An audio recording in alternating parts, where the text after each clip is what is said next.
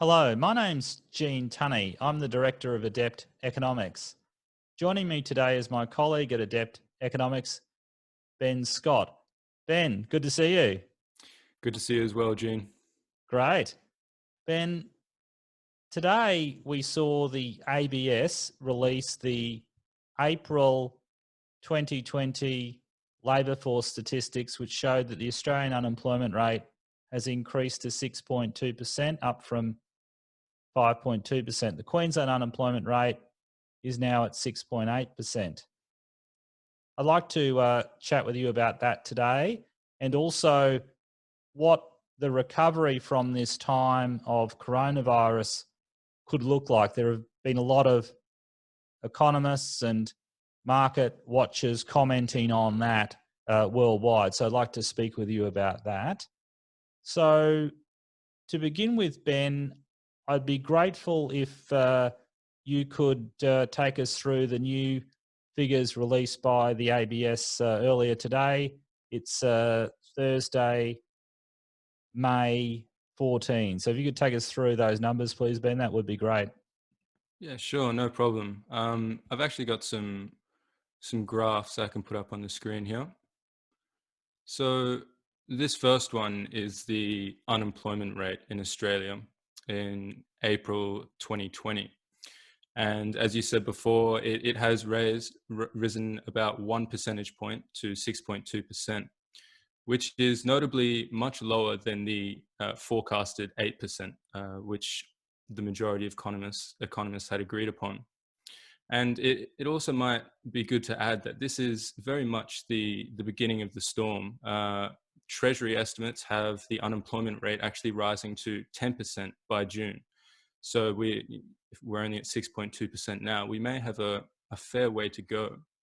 And this is compounded in some sense by the fact that although we have lost a lot of jobs, perhaps worse is the fact that the total number of hours worked has dropped as well. The underemployment rate has risen to 13.7%, and the underutilization rate has risen to a record high of 19.9%. So the existing population that is still working is very much affected by the coronavirus. Yes, And so that's a big drop in total hours worked, 9.2%. mm, And so that's due to both people becoming unemployed, so almost 600,000 nationally, but you're saying that it's also due to there'd be people who may have kept their jobs, but they'd be working fewer hours. So there'd be those two effects there, wouldn't there?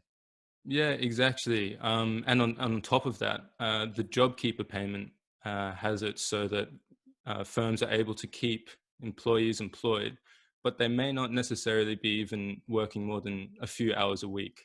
So you really have, a disparity between the capacity of the working force pre and during coronavirus. Okay. So this unemployment rate increase, so it increased to 6.2%, and you're saying that there were expectations it could go higher. The the reason it didn't go higher was we had a lot of people drop out of the labour force, didn't we? So total employment in Australia fell by around 594,000 people, but total unemployment, so the number of people in the unemployment pool, that only increased by 104,500. And so what's happened is you've had roughly 500,000 people who could have lost their jobs, and they've also just dropped out of the labour force. They're not actively looking for work as you need to be to qualify as unemployed. And so that could be young people who they had a part-time job, they lose it, and they think, well, I'm not going to get another job in the current economy, so I'm not going to actively look for work. Or it could be people who have a partner who is working and they had a part-time job or perhaps a full-time job, and now that they've lost it, and they know the economy is in bad shape. They're not actively looking. They can get by because their partner's still got a job. Or there could be a whole range of factors, but what we've seen is a drop in participation. You've got a chart that illustrates that, haven't you, Ben? Yeah, just here. And as you can see, before the start of 2020, it was actually at a high of above 66%, and it has now dropped to just above 63.5%. And there have been there's been a bit of commentary, I believe, that you were talking about previously, Gene, about the effect that the participation rate, this drop in the participation rate, has actually had on unemployment figures.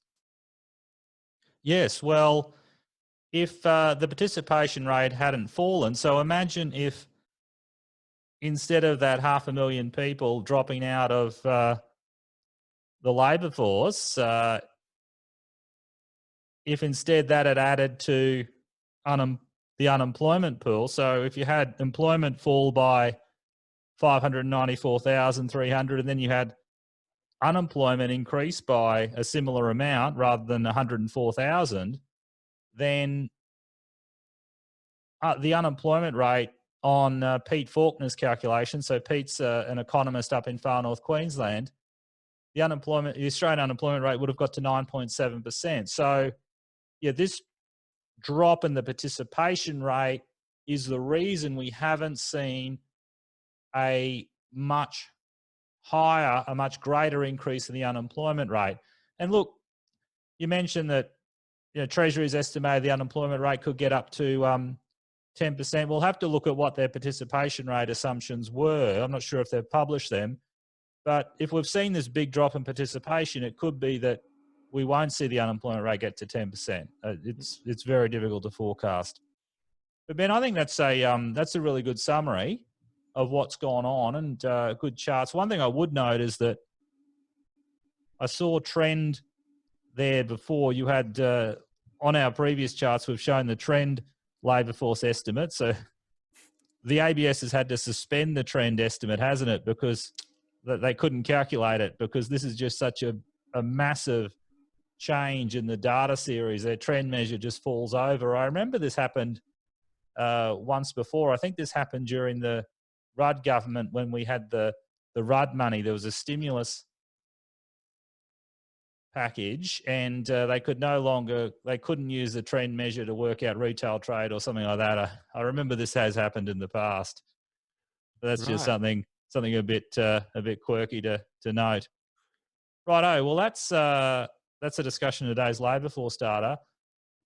Ben, you've been looking at what economists around the world have been saying about what a recovery from this time of coronavirus could look like. Would you be able to take us through what you found, please? Yeah, sure. So first and foremost, I'd say that there is a general consensus that forecasts about what the global economy could look like post-coronavirus is clouded in a high degree of uncertainty.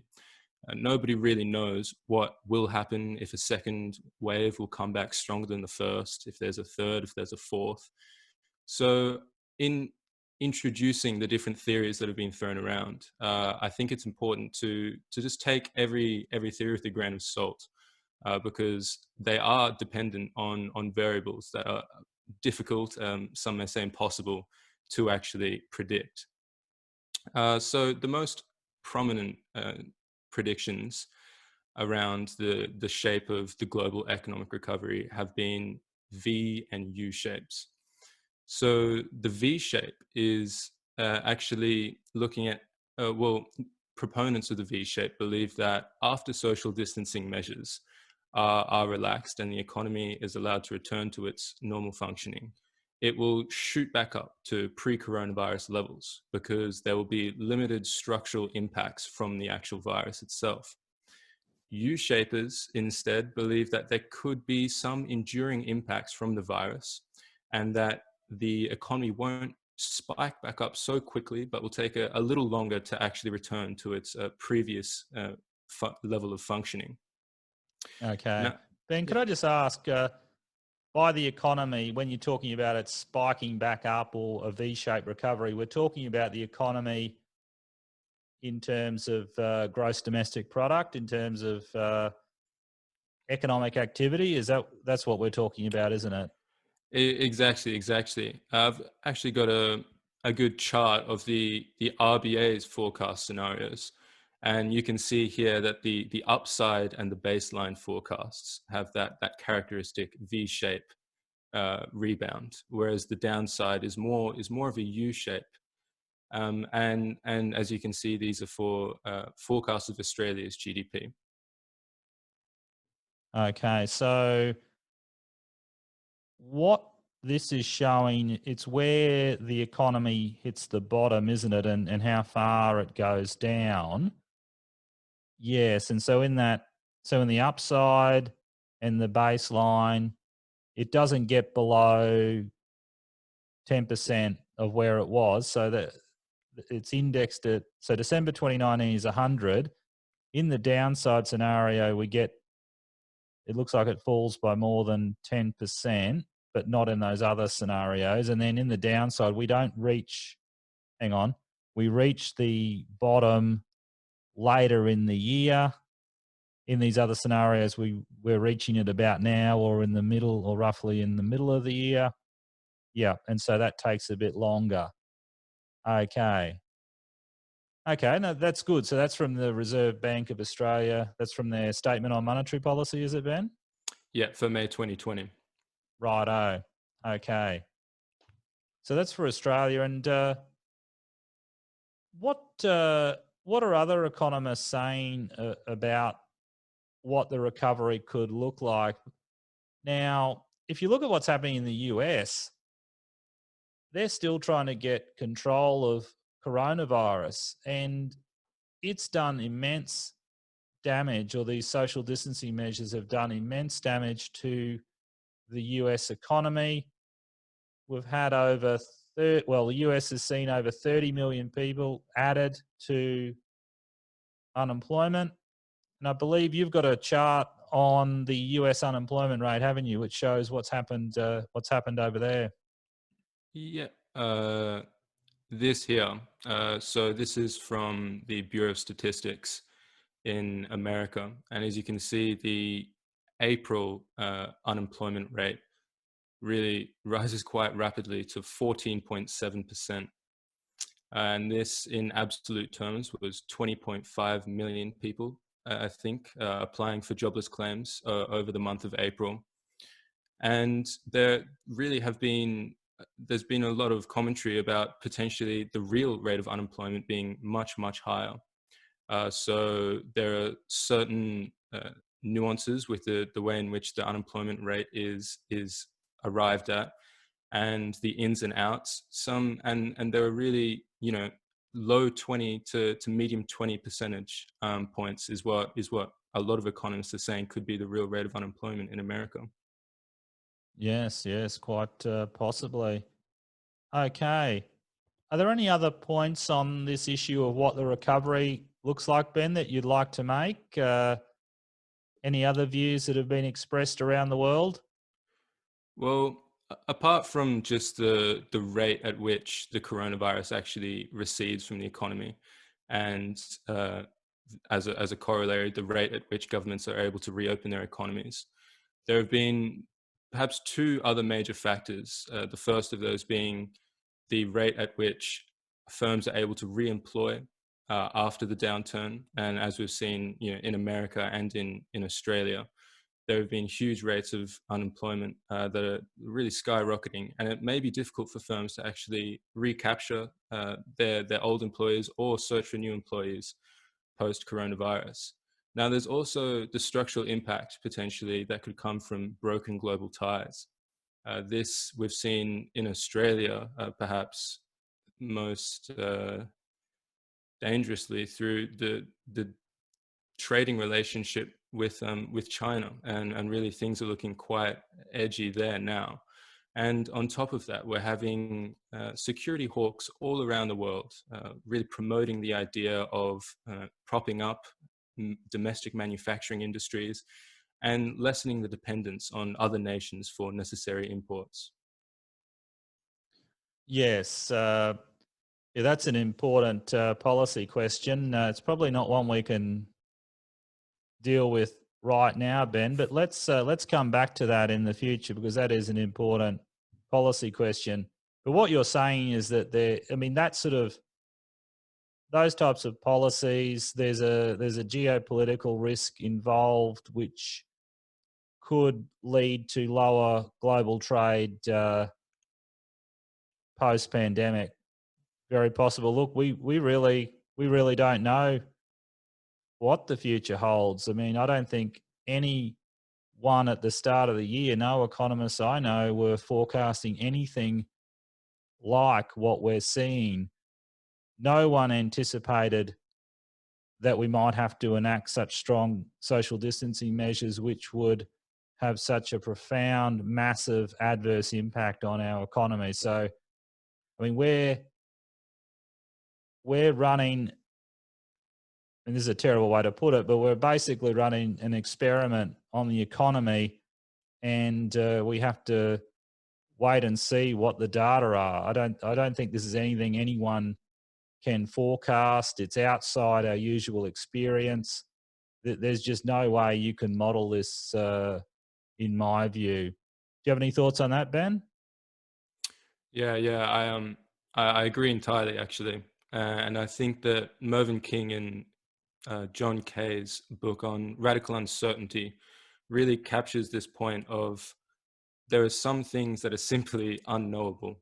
So forecasts in their attempts to predict what the economy may look like overlook this aspect of the world and happenings in the world that may be unable to be looked at probabilistically. And I think it's a very important takeaway from looking at how what economists are saying the global economic recovery could look like. Okay. So we're hoping it's a V-shaped, but it could be a U-shaped in the worst case, or it could be a Nike swoosh. That's one of the other possibilities, isn't it? Yeah. So on top of those three, you actually have an L and a W, which are two other projections being floated around. The L, obviously, I think being the worst. After the drop, you stay there for a while, even once social distancing measures are relaxed. With the W, you have a drop, a rise once social distancing is uh, is eased, and then another drop when people realize, oh, things have changed before the eventual rise back up to normality. Right. So one of the things that will suppress economic activity and prevent us from getting back to where we were previously or onto the path where we were previously is the fact that we may need to keep our international border closed or effectively closed for quite a long time yet. I don't think anyone's really sure when we'll be able to, open back up to the world, open back up to international tourism, to international education. And that's problematic for Queensland. We're disproportionately reliant upon tourism, and that's one of the reasons our unemployment rate has, well, why it's now higher than it always has been higher than the national average, but it's increased to 6.8%. The national unemployment rate's 6.2%. Queensland will have been disproportionately affected by these measures, and you know as well as I do just how important international education has become. We see it around our office on Boundary Street in Spring Hill with the International Education Services um, operation there with all the foreign students, and the unis here. I think they're suffering financially, and there are concerns about financial viability at some of the unis, and they may need to cut staff. So look, it's going to have a profound impact for many months yet, I think. Yeah, exactly. And you bring up an interesting point that has been covered by a lot of different economists, in that different areas of the economy are being affected to different extents. And that's one of the reasons why, this V shape may be unlikely, because we just may not be able to return certain sectors to their original capacity that they were at pre-coronavirus, just with the flick of a switch. Okay. Ben Scott, thanks so much. That's been great. I might finish the we'll finish the recording now. And yes, thanks for those charts, and thanks everyone for watching. And we'll try and catch you again soon. Thank you. Thank you.